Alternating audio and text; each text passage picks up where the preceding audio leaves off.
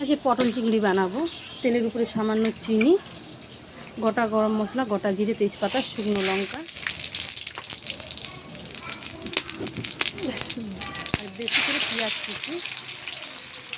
পেঁয়াজটা ভালো করে লাল করে ভেজে নিচ্ছি, লাল করে ভাজবে। এটা আমি অনুষ্ঠান বাড়ির জন্য রান্না করছি, জন্মদিন উপলক্ষে। এবার এখানে রসুন বাটা দিলাম। যারা পছন্দ না করেন রসুনটা না দিলেও হবে, কিন্তু দিবেন তাহলে ভালো লাগে। যে পেঁয়াজের সাথে রসুনটা খুব ভালোভাবে ভেজে নেবে। রসুনটা হয়তো আপনাদের কাছে একটু লাল মনে হচ্ছে, কেন আমি লঙ্কা বেটে নিয়েছিলাম, লঙ্কা বাটাতে সেই এতেই রসুনটা বেটেছি। তার জন্য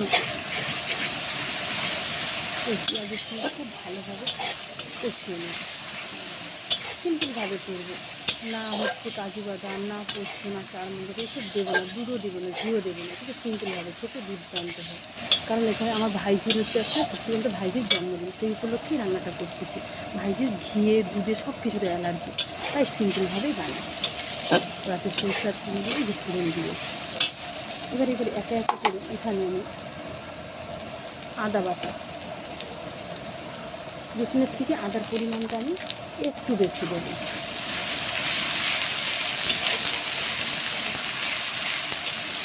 ভালো করে কিন্তু মশলাগুলো কষানোটা চেষ্টা। আদা বাটার পরে আমি জিরে বাটা দিয়ে দেবো। এই যে জিরে বাটা দিয়ে দেবো, সব বাটা মশলা। আমি কোনো অনুষ্ঠান বাড়িতে রান্না করলে আমি সবাইকে বলে যাই আমি কোনো গুঁড়া মশলা ব্যবহার করি না, কারণ আমার কাছে মনে হয় বাটা মশলার টেস্টটাই বেশি হয়।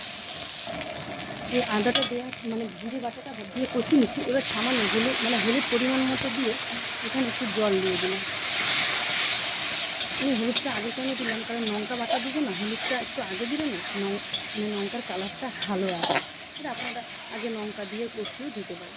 এবার এখানে লঙ্কা বাটাটা দেবো। এবার এখানে লঙ্কা বাটাটা দিয়ে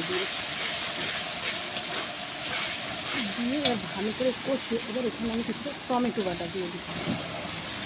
বাটা নয়, টমেটোটা পাতলা পাতলা করে কেটে নিয়েছি, টমেটো দিয়ে দিচ্ছি। এই দেখুন মশলাটা খুব ভালোভাবে কষানো হয়েছে। এখানে সামান্য লবণ দিলাম। কেন বেশি লবণ দিইনি জানো? কারণ লবণ আমার ভাজাভুজিতে সব কিছুতে দেওয়া আছে। এবার দিচ্ছি দেখুন চিংড়ি মাছ, পটল সব দিয়ে দিচ্ছি। আর মধ্যে চিংড়ি মাছটা আগে থেকে ভেজে রেখেছি। এখানে আলুও দিয়ে দিচ্ছি, আলু, পটল সব কিছুতে খুব ভালোভাবে আমি কষাবো। সব লবণ হলুদটা আগে থেকে ভাজা হয়ে ভালোভাবে কষাবো। আপনারা পোস্ত, চারমগজ, কাজু বাদাম আপনারা দিতে চাইলে দিতে পারেন, যাতে দুধ দিতে চাইলে তাও টেস্ট, কিন্তু এখন সিম্পলভাবেও খেয়ে দেখি টেস্ট হবে। খুব ভালোভাবে দেখুন পটল চিংড়িটা আমি কষিয়ে নিয়েছি। ভীষণ ভালোভাবে খেতে হয় সিম্পলভাবে। সবই বাটা মশলা দিয়েছি। দেখুন পটলটা আমার কষানো হয়ে গেছে। এবার জল দিয়ে দিচ্ছি। এছাড়া কিন্তু বেশি ঝোল দেবো না, এটা হচ্ছে গা মাখা। যেহেতু পটল আলু সব ভাজা হয়ে গেছে।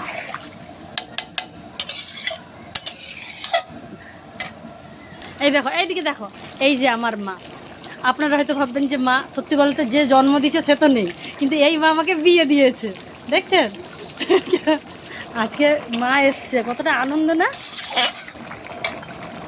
এই দেখুন আমার পটল চিংড়িটা এই যে হয়ে গিয়েছে। এবার হচ্ছে একটু গরম মশলা বাটা দিলাম, এটা বাটা এলাচ, লবঙ্গ, দারুচিনি। আর এদিকে হচ্ছে একটু ভাজা মশলাও দিয়েছি, গোটা ধনে, গোটা জিরে আর হচ্ছে গোটা গরম মশলা, তেজপাতা একসঙ্গে ভেজে নিয়েছিলাম, সেটাই গুঁড়িয়ে এই যে দিয়ে দিলাম। এই দেখুন আমার পটল চিংড়িটা রান্না কমপ্লিট। এবার নামিয়ে নিচ্ছি, নামিয়ে দেখাচ্ছি। এই দেখুন এদিকে ডাল রান্না করছি, মাছের মাথাতে দুটোতে আছে। আর এই যে আমার পটল চিংড়ি রান্না, এবার চিকেন রান্না। আপনারা ভালো থাকবেন, সুস্থ থাকবেন, নমস্কার।